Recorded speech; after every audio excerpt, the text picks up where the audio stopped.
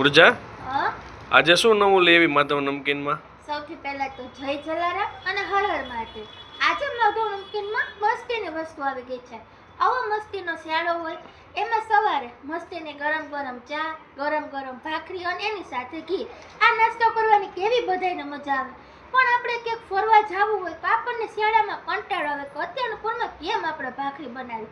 એના માટે માધવ નમકીનમાં મસ્તીની ડ્રાય ભાખરી આવી ગઈ છે. અને હા, એમાં પણ એક નહીં હો, ઘરે તો આપણે એક જ ભાખરી બનાવી શકીએ છીએ, એક જ ફ્લેવરની. પણ ડ્રાય ભાખરીમાં તો કેટલી ફ્લેવર આવી ગઈ છે, જેમ કે હું તમને બતાવું છું.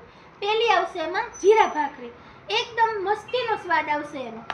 બીજી આવશે મસાલા ભાખરી, ત્રીજી આવશે મેથી ભાખરી, ચોથી આવશે ગાર્લિક ભાખરી અને પાંચમી આવશે પ્લેન ભાખરી. અને આ મારી તો બહુ ભાખરી ફેવરેટ છે હો.